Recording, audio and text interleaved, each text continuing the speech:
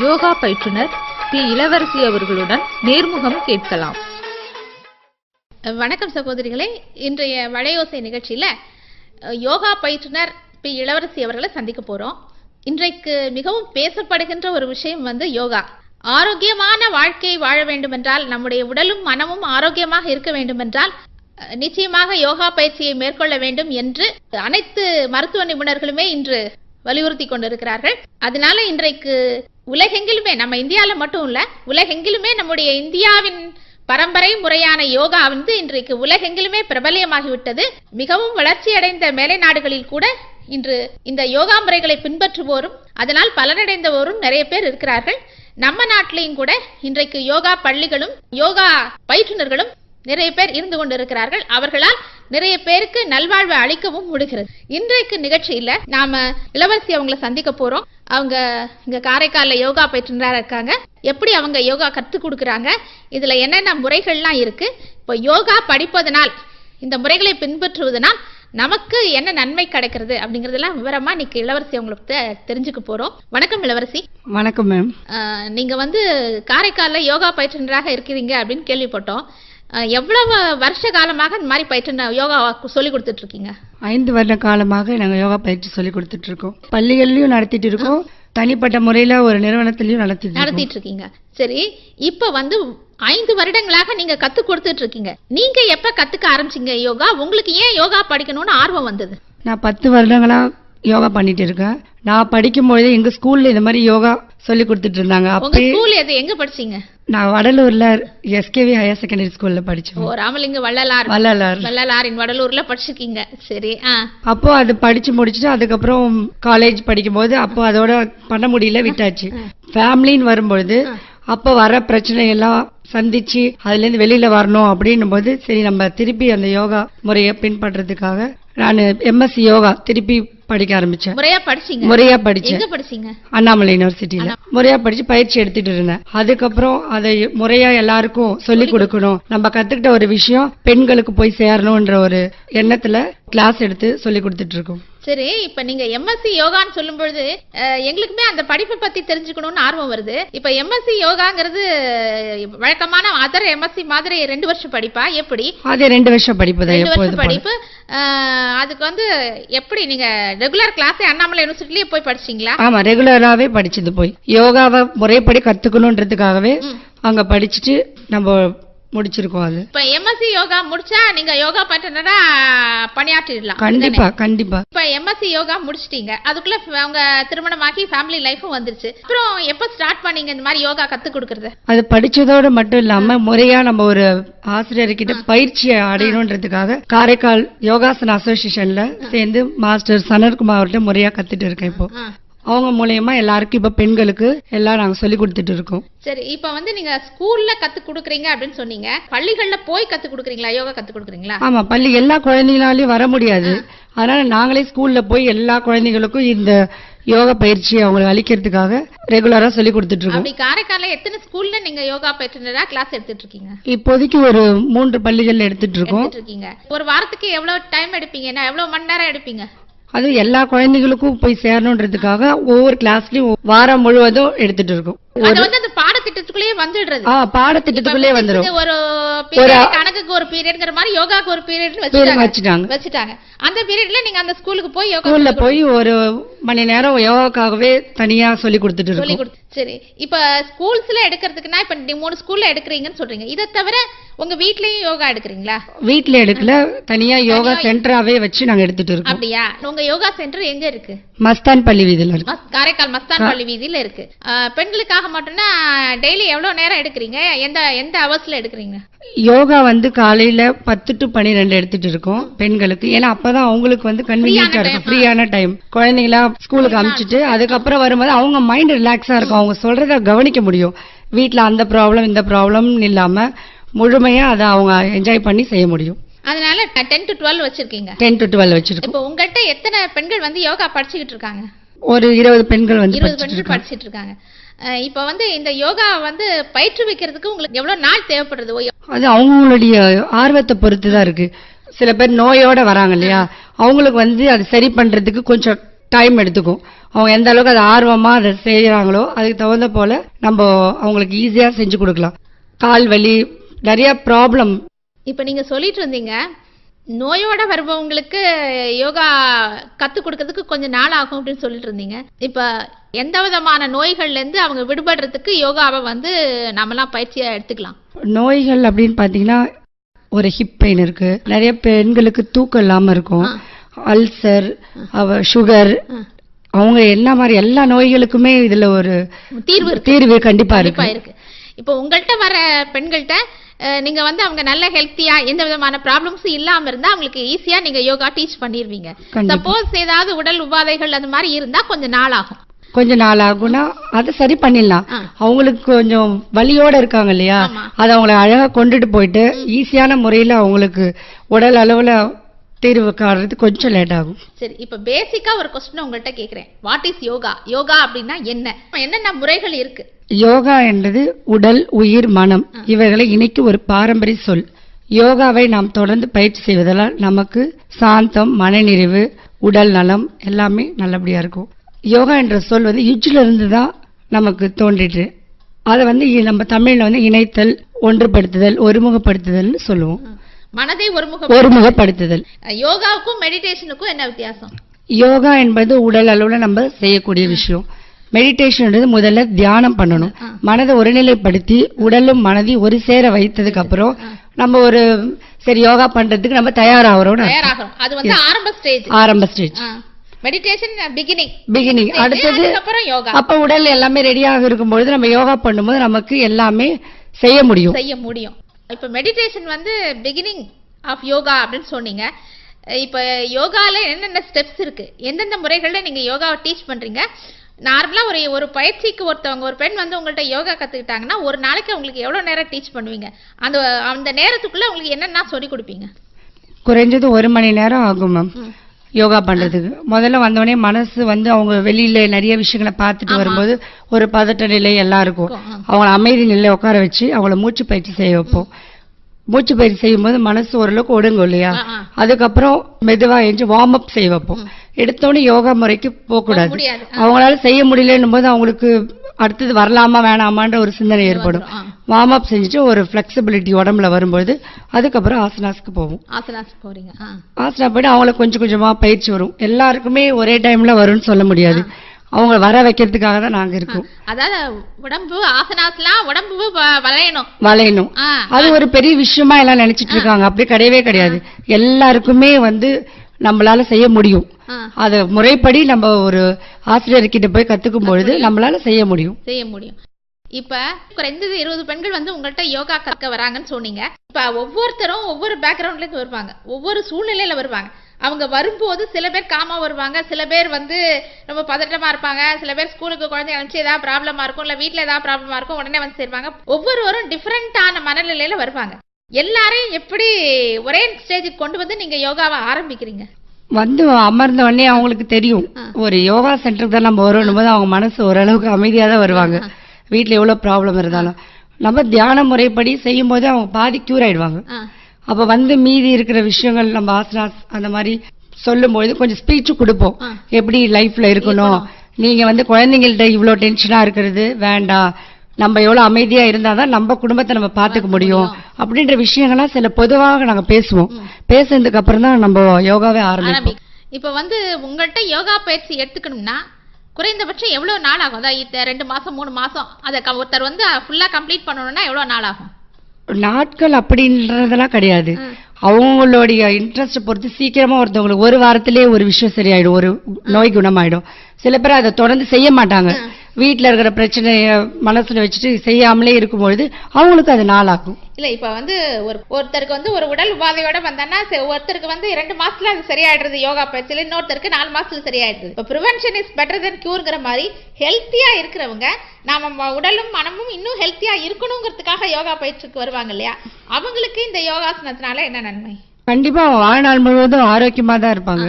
அவங்களுக்கு எந்த உபாதையும் வர்றதுக்கு முன்னாடி அவங்க வர்றதுனால எந்த ஒரு நோயும் வரவே வராது. இப்ப இந்த யோகா படிக்கிறவங்க நீங்க சொல்றீங்க இப்ப அவங்களுடைய மனநிலை ஒருமுகப்படுத்தி விடும், கொஞ்சம் அமைதியான பீஸ்ஃபுல்னஸ் கிடைக்குங்கிறீங்க. இப்ப இதுக்கு வந்து ரெக்குயர்மெண்டா அவங்களுடைய லைஃப் ஸ்டைல்ல அவங்க ஏதாவது மாற்றம் செஞ்சுக்கணுமா? உணவு பழக்க வழக்கங்கள்லாம் கண்டிப்பா உணவு பழக்க வழக்கம் ரொம்ப முக்கியம். நம்ம தியானம் வந்து காலையில நம்ம டைம் இல்லைன்னு சொல்றாங்க எல்லா பெண்களும், ஆனா அப்படி கிடையவே கிடையாது. ஆனா அதுக்காக ஒரு அரை மணி நேரம் நம்ம ஒதுக்கி தியானமோ உடற்பயிற்சி அதாவது யோகா பண்ணிட்டு அவங்க வாழ்க்கை அந்த நாளை ஸ்டார்ட் பண்ணும்போது அன்று முழுவதும் உடல் சுறுசுறுப்பாகவும் மனதளவுல பீஸ்ஃபுல்லாவும் இருப்பாங்க. இல்ல இப்ப உணவு பழக்க வழக்கங்கள்லாம் என்ன மாற்றம் செய்யணும்? உணவு பழக்க வழக்கம் முதல்ல நேரத்தோட சாப்பிடணும். காலையில 7 to 9 கண்டிப்பா எல்லாரும் சாப்பிடணும். மதியானம் 1 to 2, நைட்டு படுக்கும்போது பார்த்தீங்கன்னா அது மாதிரி 7 to 9க்குள்ள சாப்பிட்டு முடிச்சிடணும். அப்படி ரெகுலரா நம்ம உணவு பழக்கத்தை கரெக்டா வச்சிருக்கும் போது பிளஸ் இந்த யோகாவும் தியானமும் செய்யும்போது எந்த ஒரு உடல் அளவுலயும் மனதளவுலயும் வலி இல்லாம மகிழ்ச்சியா இருக்கலாம். உங்க கிளாஸ்க்கு வர பெண்களுக்கு நீங்க வந்து அப்படி அட்வைஸ் பண்ணி அவங்கள கொண்டு வந்துட முடியும். இப்ப நீங்க ஸ்கூல்ல போய் டீச் பண்றீங்க. ஸ்கூல்ல பாத்தீங்கன்னா காலையில 8:30 மணிக்கு 8 மணிக்கு ஸ்கூல் குழந்தைங்க எல்லாம் ஓடுவாங்க, பேக்கை தூக்கிட்டு பாதி சாப்பாடு பாதி சாப்பிட்டதும் சாப்பிடாததுமா. அவங்களுக்கெல்லாம் எப்படி இந்த உணவு பழக்க வழக்கத்தை எப்படி சீராக்குவீங்க? இல்ல மார்னிங் டைம் வந்து அவங்களுக்கு கரெக்டா இருக்கும். 8 மணிக்கு ஸ்கூல் கிளம்பும் போது அதுக்கு முன்னாடி கண்டிப்பா பேரண்ட்ஸ் தான் சாப்பிட வைக்கணும். குழந்தைங்களோட ஆரோக்கியம் முக்கியம் இல்லையா?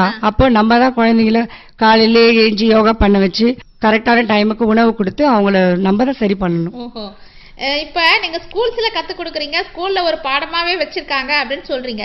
நீங்க கத்து கொடுக்குற ஸ்டூடெண்ட்ஸ் வந்து இத பத்தி என்ன ஃபீட்பேக் கொடுக்குறாங்க உங்களுக்கு? எந்த வயதுடைய மாணவர்களுக்கு நீங்க கத்து கொடுக்குறீங்க? சின்ன குழந்தைகளுக்கா இல்ல ஒரு 7th 8th அந்த மாதிரி இருக்கிறவங்களுக்கா? ஃபர்ஸ்ட் ஸ்டாண்டர்ட்ல இருந்து 10th ஸ்டாண்டர்ட் வரைக்குமே சொல்லி கொடுத்துருக்கோம். எல்லாருக்குமே அவங்க வந்து சின்ன குழந்தைங்க ரொம்ப என்ஜாய் பண்றாங்க. அதாவது வீட்டுல எந்த வேலையும் செய்யறதுக்கு முதல்ல பாத்தீங்கன்னா எல்லாம் வெளியில விளையாடுற பழக்கம்லாம் இருந்துச்சு. இப்ப ஃபுல்லா டிவி பாக்குறது அப்படி இருக்கும் உடல் சோர்வு குழந்தைகளுக்கே ஏற்படுது. அத ஸ்கூல்ல இப்ப நாங்க யோகா சொல்லி கொடுக்கும்போது ரொம்ப ஆக்டிவா இருக்காங்க. பிரீத்திங் எக்ஸசைஸ் கொடுக்கும்போது கான்சன்ட்ரேஷன் இருக்கு மேடம் சொல்றாங்க எல்லாரும். அப்ப படிப்புல கவனம் செலுத்துறாங்க, படிக்கணும்ன்ற ஆர்வம் அவங்களுக்கு ஏற்படுது. ஏன்னா இது ஒரு வகையில நல்லது. இந்த காலத்து குழந்தைகளை பாத்தீங்கன்னா ஸ்கூல் விட்டு வந்தவொடனே திருப்பி புத்தகத்தை தூக்கிட்டு டியூஷனுக்கு தான் போறாங்க. இதுல ஸ்கூல்ஸ்ல அவங்களே பீரியடா வச்சு நீங்க உங்களை சொல்லி கொடுக்கற வைக்கிறது ரொம்ப நல்ல முறை இல்லையா? கண்டிப்பா. அத வந்து இப்ப தொடர்ந்து எல்லா ஸ்கூல்லயுமே பண்ணிட்டு இருக்காங்க. யோகான்றது கம்பல்சரியா ஒரு பாடமா வச்சிருக்காங்க. இப்ப உங்களுடைய பர்சனல் லைஃப்ல 5 வருஷமா டீச் பண்றேன், அதுக்கு முன்னாடி 10 வருஷமா படிச்சேன் அப்படின்லாம் சொல்றீங்க.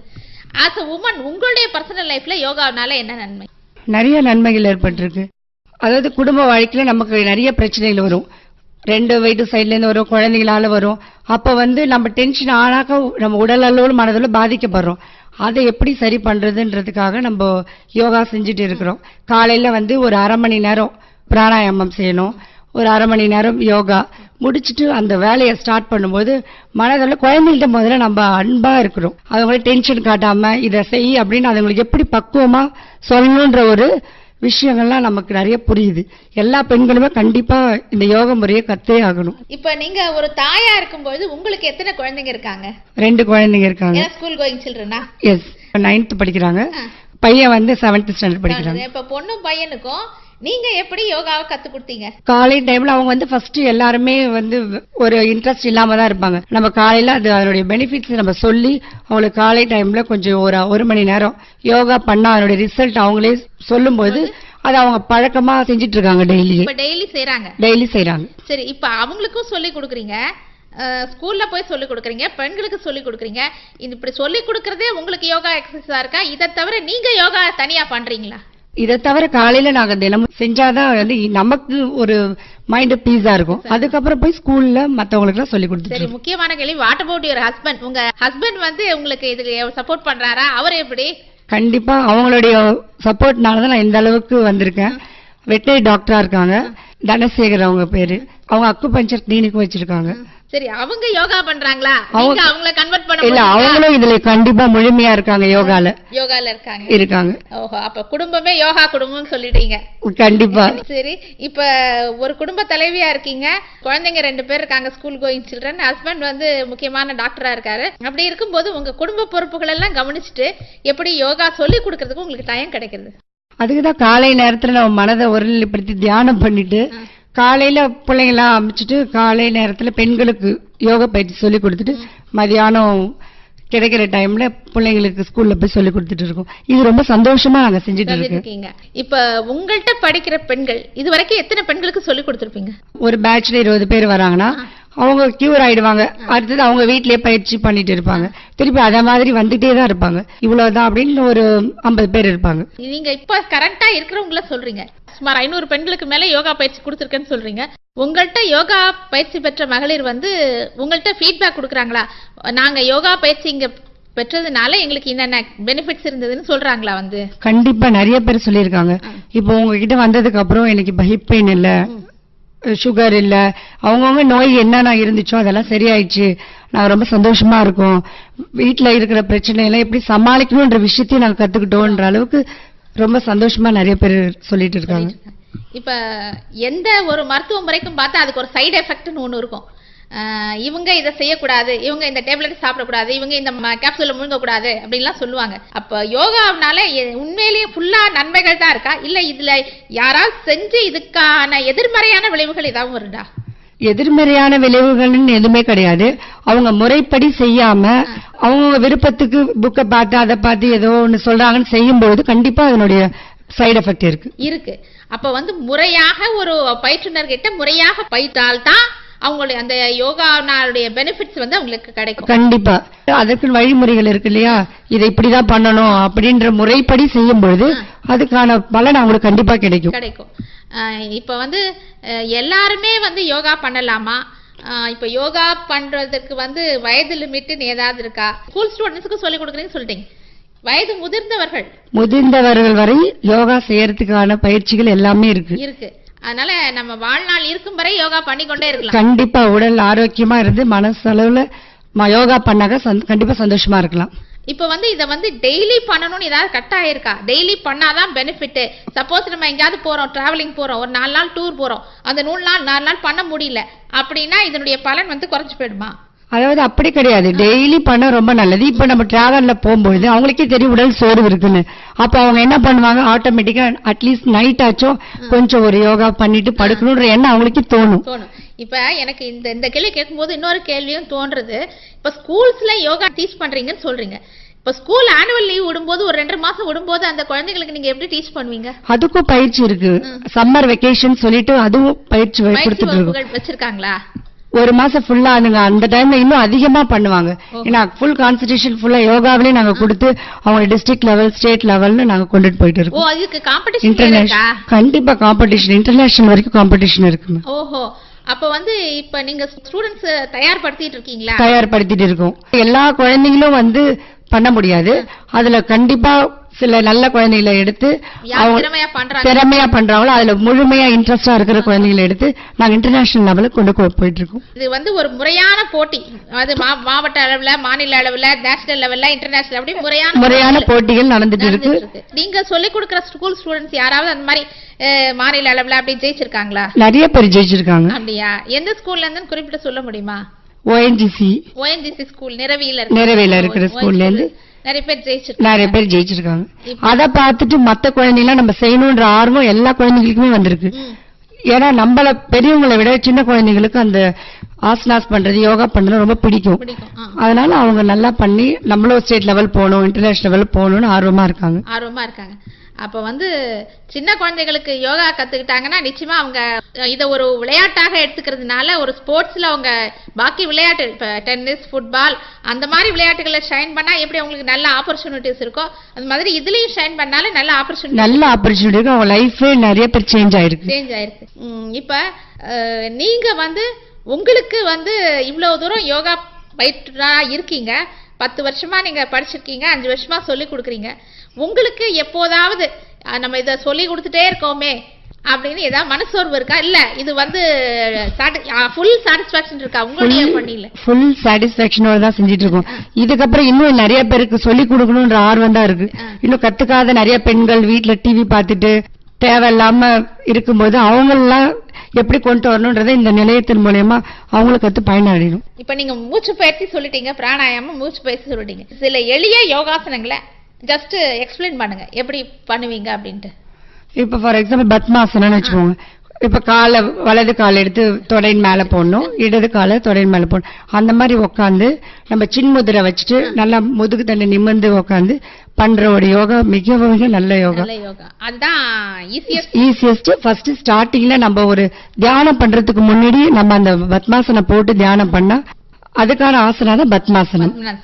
இப்படி படிப்படியா அந்த ஈஸியஸ்ட் ஆசனத்துல இருந்து ஆரம்பிச்சு படிப்படியா கொஞ்சம் கொஞ்சம் கடினமான ஆசனங்களா கொண்டு போவோம். ஆமா, அவங்களுடைய உடல் அளவுல பிளெக்சிபிலிட்டி பார்த்து அவங்களுக்கு எந்த மாதிரி ஆசனா கொடுத்தா அவங்களுக்கு நல்லா இருக்கும் அப்படின்றத நாங்க சொல்லி தருவீங்க. இப்போ குறிப்பிட்ட சில நோய்களுக்கு இந்த ஆசனங்கள், இந்த யோகாசன முறை நல்ல பலன் கொடுக்கறதுன்னு நீங்க சொல்ல முடியுமா? கண்டிப்பா. இப்ப ஹிப் பெயின் இருக்கு அப்படின்னு வராங்க. ஏன்னா லேடிஸ்க்கு பொதுவா ஹிப் பெயின் இருக்கும். அவங்களுக்கு எந்த மாதிரி ஆசனாஸ் கொடுக்குறோம்னா, இப்ப புஜங்காசனா, அனந்தாசனா, பட்டர்ஃபிளை கிரியா, சலபாசனா, சேது பந்தாசனா, அந்த மாதிரி ஆசனாஸ்னா நம்ம முறைப்படி கொடுக்கும்போது அவங்களுக்கு அந்த ஹிப் பெயின் கண்டிப்பா குறையறதுக்கு வாய்ப்பு இருக்கு. இப்ப குழந்தைகளுக்கு இதனால என்ன ஸ்பெசிபிக், அவங்களுடைய நினைவாற்றல் கூடுறதுன்னு சொல்றீங்க இல்லையா? ஆமா, கண்டிப்பா கான்சன்ட்ரேஷன் அதிகமா இருக்கும். அவங்களுக்கு இந்த மாதிரி மச்சாசனா, சூரிய நமஸ்காரம், அவங்களுக்கு இந்த பிராணாயாமெல்லாம் கொடுக்கும்பொழுது அவங்களுக்கு மனசு ஒருநிலைப்படும், இந்த டென்ஷன் இல்லாம அவங்க ஃப்ரீயா படிப்பாங்க. அவங்க படிக்கிறது இப்ப ஒரு சில குழந்தைங்க 10 தடவை படிக்கும், அவங்களுக்கு கான்சன்ட்ரேஷன் இருக்காது. இந்த மாதிரி யோகா பண்ணிட்டு அந்த மாதிரி இருக்கிற குழந்தைங்க கண்டிப்பா ஒரு முறை படிச்சாலே அவங்களுக்கு முழுமையா அவங்களுக்கு அந்த போய் சேரும். ஒரு மகளிர் யோகா பயிற்றுனர்ங்கிற முறையில உங்களுடைய பணி உங்களுக்கு ரொம்ப திருப்தி அளிக்கிறதுன்னு சொல்லிட்டீங்க. உங்களுடைய எய்ம் இன்னும் நிறைய பேருக்கு யோகா சொல்லி கொடுக்கறதுன்னு சொல்லிட்டீங்க. நேயர்களுக்காக நீங்க என்ன சொல்ல விரும்புறீங்க? வீட்டுல நம்ம சாதாரணமா எல்லாரும் சாப்பிடுறது, குழந்தைங்களை ஸ்கூலுக்கு அனுப்புறது, ஹஸ்பண்ட பாத்துக்கிறது, டிவி பாக்குறது, இப்படியே நம்ம லைஃப் ஓடிட்டு இருக்கோம். அவங்க எல்லாம் என்ன பண்ணும், ஒவ்வொரு விஷயம் வாழ்க்கையில நம்ம வேற ஏதாவது சாதிக்கணும், உடல் அளவுலயும் மனதளவுலயும் நம்ம பெண்கள் பிரிஸ்கா இருந்தாதான் ஒரு குடும்பத்தையும் கவனிக்க முடியும். அதனால அவங்க யோகா முறைய நல்லபடியா ஒரு பயிற்சியாளர்கிட்ட கத்துக்கிட்டு அவங்க பயனடையணும்ன்றதுதான் என்னுடைய விருப்பம். உங்களுடைய பணி சிறக்கவும் உங்களால நிறைய பேர் பலன் பெறவும் வாழ்த்துக்களை சொல்லி நிகழ்ச்சியை நிறைவு செய்றோம். நிகழ்ச்சிக்கு யோகா பற்றி விரிவாக சொன்னதுக்காக உங்களுக்கு நிறைய நன்றிகள். வணக்கம் இளவரசி. நன்றி, வணக்கம். நிகழ்ச்சியில் இதுவரை யோகா பயிற்றுனர் பி. இளவரசி அவர்களுடன் நேர்முகம் கேட்டீர்கள்.